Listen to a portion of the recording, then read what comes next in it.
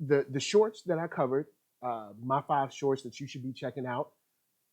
Been checking those out. There's just so much going on that I'm really digging it. And we're gonna be following the festival. A couple of things that I think is real dope, in the following days until the end of the festival. So big shout out to the Belize Film Commission.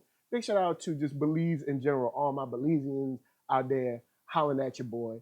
Big shout out to Christmas 808. Big shout out to Alan Lewis. Big shout out to a couple of the new subscribers that came through, and also to a whole bunch of folks that chilled with us last night, hanging out talking about Queen Latifah, Naughty by Nature. It's where it's good to have you here. It's good to be chilling. It's good to be having a wonderful time. So tonight, late night live, doing our thing. You know who I am. That's right. NERDSoul. Facebook, Instagram, Twitter, doing our thing. Hip hop and geek put together, having a wonderful time. And behind me is the artist sponsored wall with Dave Farrar of Geek Fine Art. So we are here to talk about the Belize International Film Festival with a short documentary that I got to check out called Sorriso or Smile. And I hope I pronounced that right. If I didn't, just burn me up in the comments below. I'll take all the flames. So with that said, we're going to hit the past the sweat, and we're going to talk about why I brought this up. There's a decent amount of good short docs this year. The reason I chose Smile to talk about with you guys for a while is because there's something about the joy of dance that just kind of like,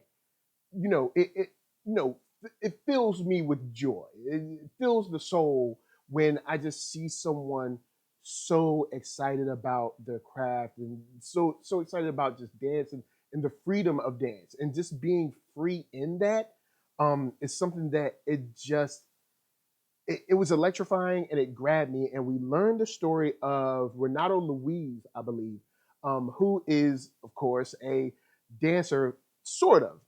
The way the story goes is that he kind of like he quit school in 4th grade and he went through all these different jobs, but he ended up being a street cleaner during the carnival and stuff like that. And normal people just go out there and sweep, just get their sweep on. But Renato, dude loves to dance. He loves to dance. So since the man loves to dance, he was like, they playing samba. Samba's my jam. And seeing where letting go and surrounding himself and diving into what he loved, no matter what his position was in life, in whether it's socially or professionally, paved a way for him to completely open up doors that he probably never would have thought were possible. And it's just so beautiful to see something like this work out for someone, because there's so many times we hear so many bad stories. And don't get me wrong, there's a reason to hear these bad stories. We have to know what's going on, but there's something so engaging about seeing someone who just let go and just dove into dance or dove into his craft. And he even talks about, hey, I started dancing, my boss won't feel it. My boss was not into it. He was like, nah, bruh, look, hey, quit that dancing. You here to clean. And he said he stopped dancing. People was like, yo, why you stopping dancing, son? Like, yo, we was feeling it. And seeing the engagement with the crowd, seeing how much fun he was having with the music, how much joy he had was actually resonating with other people. Like it resonated with me hearing his story. And even across a language barrier, I could see the expression of dance and the expression of the smile, because he said he smiles 24/7, and smiles, honestly, like they say, yawns are, are contagious. Smiles are too. And just seeing his happiness and where that took him is something great. And the reason I brought it up, and the reason it seemed like something appropriate to talk about is because so many times in our lives, whether it's professionally, socially, most of the time from either our close friends, relatives, or parents, we're told, this is your path, you got to follow this path. Do this. Change it this way. Make it that this is the path. This is the way you should go. and him just following what felt right, what was honest to him, what was genuine and earnest is what actually allowed him to blaze a trail to not only being able to perform in front of tons of people and perform on television, but it also took him to the Olympics to be able to honor his, his country and represent his country. It's something that you would have never thought if you were just like, oh well, just sweep up the floor and don't do anything else. Um, and it really spoke to a very strangely a very entrepreneurial spirit when you think about just how it came about of him saying, this is something I love and I'm going to do it regardless. You know what I'm saying? It ain't got nothing to do with money right now. It's in my heart. It's on me. I can't shake it. I wake up in the morning. He said, I was dancing in my mother's womb. And just seeing how dance set this man free was something that was wonderful and awesome and so engaging. And it was a beautiful story to hear. Now, big shout out to the chat. I see somebody watching. I see that thumbs up. Going to hit that thumbs up. If you hit that thumbs down, I'm gonna send the whole country of Belize after you. You don't want that. It's a whole bunch of people. They ain't gonna be happy. You know what I'm saying? As I hit the pass the sweat. So you take this man. He's dancing, following his heart, following the rhythm, but also seeing how it affected people around him. You know, you get to understand why following that feeling, that feeling inside of you that lets you know who you are, that positivity that wells up, you see how that just it attracts and engages other people. He didn't go out there like, yo, I'm gonna come out here and there's gonna be mad people cheering for me and they're gonna boo my boss. But he did him. He followed his inspiration, his love, his upbringing, what his mother and father would do, going to samba clubs, and that was in him, and he exhibited that, and people connected to it, and it's just something that's awesome on a whole nother level to see someone who has lived their life seemingly from a very negative standpoint. You're like, oh, well, he quit in fourth grade because there were 10 kids and he had to help out his mom. And, these are the stories that we usually hear, and there's always a very negative or a very sad ending. But to get to the end of his story, and it's a short documentary, it's about 10 minutes. But when you get to the end of his story and you see the smile on his face, there's just this joy that came over me of, despite where he was from, despite what I'm pretty sure people told him, you quit school in fourth grade, 10 kids. He said he was the first in his siblings to go to university. You're not smart. You don't have the education. Your mom. I think he said his mother.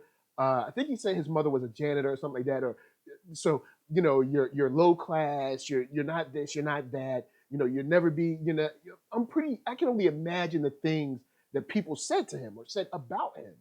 And then to see him just follow what's in him, to exhibit that joy that he feels when he hears this music or he sees this, or whatever your talent may be.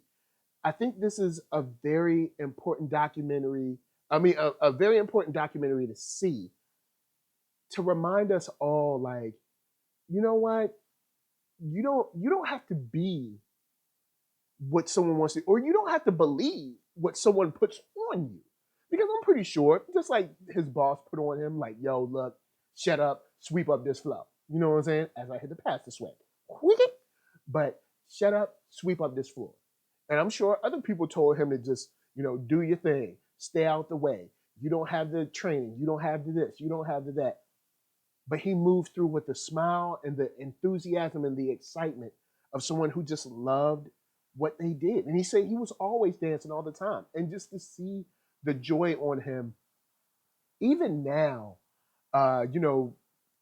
just randomly in an interview, it looks like outside of the park, just randomly, just seeing that joy of him recounting like when he was representing Brazil, and he could feel like his parents watching him, and just like anything that he could do to have them back, it would be better than all of this. That dance is at the core of that. It's in there.